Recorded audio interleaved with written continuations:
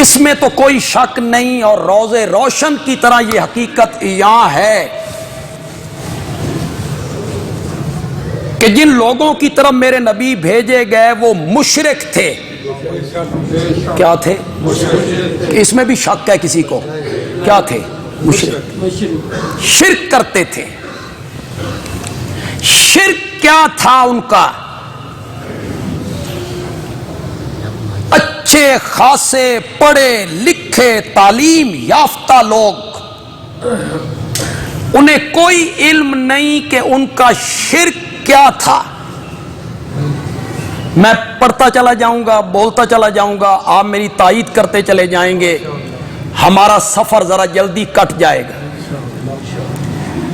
کتنے لوگ ہیں بیچارے، میں صرف آپ کی بات نہیں کر رہا جو آپ ہماری تقریریں سنتے ہیں اور آپ کو ہم توحید کا جام پلاتے رہتے ہیں، میں آپ کا ذکر نہیں کر رہا ہوں، میں عام معاشرے کا ذکر کر رہا ہوں۔ باہر جا کے دیکھیے، پڑھے لکھے تعلیم یافتہ، وہ یہ سمجھتے ہیں کہ مشرکین مکہ اللہ کو نہیں مانتے تھے، اور نبی اکرم صلی اللہ علیہ وسلم ساری تگ و دو، ساری محنت آپ کی یہ تھی کہ آپ منوانا چاہتے تھے کہ مانو اللہ ہے۔ اچھے خاصے پڑھے لکھے لوگوں تک کا یہی خیال ہے، اور یہ 101% غلط خیال ہے۔ مطالعے کی کمی ہے، قرآن سے دوری ہے، ممبر و محراب طبقے کی مداہنت ہے، وہ لوگوں کو بتاتے نہیں ہیں، وہ مداہن لوگ ہیں، وہ بتاتے نہیں ہیں کہ مشرکین مکہ کا شرک کیا تھا۔ اگر وہ اللہ کو نہیں مانتے تھے تو کعبے کو بیت اللہ کیوں کہتے تھے؟ کس کا گھر؟ یوں ہی کہہ دینا کہ وہ اللہ کو نہیں مانتے تھے اور نبی پاک ان سے اللہ منوانا چاہتے تھے۔ کعبے کو بیت اللہ کہتے تھے، بچوں کے نام عبداللہ رکھتے تھے۔ خود میرے پیارے پیغمبر کے والد محترم کا کیا نام ہے؟ کب رکھا گیا؟ دور جاہلیت میں رکھا گیا نا۔ اگر اللہ کو نہیں مانتے تھے تو بیٹوں کے نام عبداللہ کیوں رکھتے تھے؟ میرے سامنے پڑھے لکھے لوگ ہیں، میں کوئی جاہلوں کے مجمع میں نہیں بیٹھا ہوں۔ اپنے دماغ کو تازہ کیجیے اور میری دلیل کو سنیے، نفیس دلیل ہے، آپ کو لطف آ جائے گا۔ مشرک تھے نا، مشرک وہ ہوتا ہے جو شرک کرے۔ شرک کسے کہتے ہیں؟ بولتے نہیں ہو، شرک کسے کہتے ہیں؟ کس کے ساتھ شریک کرنا۔ بندیالوی کہتا ہے مشرک بندہ بنتا ہی تب ہے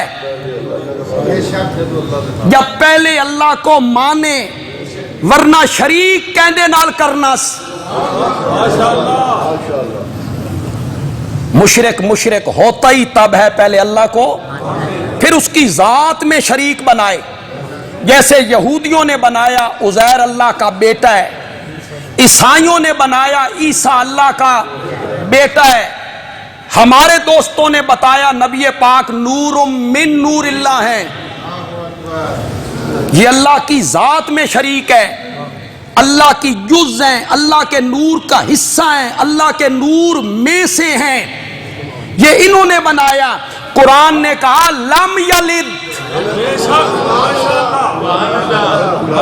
قرآن نے یہ سبق دیا لم یلد ولم یولد، نہ وہ کسی سے نکلا ہے نہ اس سے کوئی۔ یہ گنج بخشے فیض عالم مظہر نور خدا، یہ نور خدا کا مظہر کیا ہوتا ہے جی؟ یہ سب شعر و شاعری ہے، مظہر نور خدا، نور خدا کا مظہر یعنی نور خدا کے ظاہر ہونے کی جگہ۔ یہ سارے مبالغے ہیں، ایک ہے اللہ کی ذات میں شرک، ایک ہے اللہ کی صفات میں شرک۔ اللہ کے سوا کسی کو عالم الغیب ماننا، مختار کل ماننا، نفع نقصان کا مالک ماننا، سجدہ کرنا، کسی کے نام کی نظر دینا، نیاز دینا، منت ماننا، چڑھاوا چڑھانا، غائبانہ کسی سے مدد مانگنا۔ غائبانہ کے لفظ پہ تھوڑا سا غور کریں گے آپ۔ میں نے بہت بڑے اعتراض کا جواب دے دیا جو لوگ کہتے ہیں تم ایک دوسرے سے مدد نہیں مانگتے ہو، من پانی پہ وا دے تے میرا بوجھ سائیکل تے لد دے۔ میرے بھائی یہ غائبانہ مدد نہیں ہے، وہ سامنے کھڑا ہے، ہاتھوں سے اس نے تیری مدد کرنی ہے، اور جس سے تو مدد مانگ رہا ہے اس کو بھی پتا ہے اور تجھے بھی پتا ہے کہ آج تو اس کا محتاج ہے، کل وہ میرا محتاج ہوگا۔ یہ ہے تعاون، ایک دوسرے سے تعاون۔ ایک ہے غائبانہ مدد مانگنا، وہ ہے ایاک نعبد، وہ اللہ کے سوا کسی سے نہیں ہے، اسے استعانت کہتے ہیں، اسے استعانت کہتے ہیں، یہ تعاون ہے۔ میں سمجھا سکوں یہ دو طرفہ ٹریفک ہے، آ بھی رہی ہے، تو میری مدد کر، آج تو میری مدد کر، کل میں تیری مدد کروں گا۔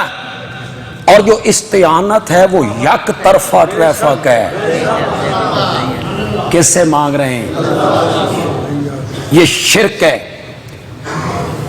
تو مشرک بندہ بنتا ہی تب ہے جب پہلے اللہ کو مانے۔ اللہ کو نہیں ماننا، شریک کس کے ساتھ بنانا، ایک مسئلہ حل ہو گیا۔ میں آپ کو ایسا پڑھا دوں گا انشاءاللہ کہ آپ کو سبق یاد ہو جائے گا، بچوں کو بھی یاد ہو جائے گا انشاءاللہ۔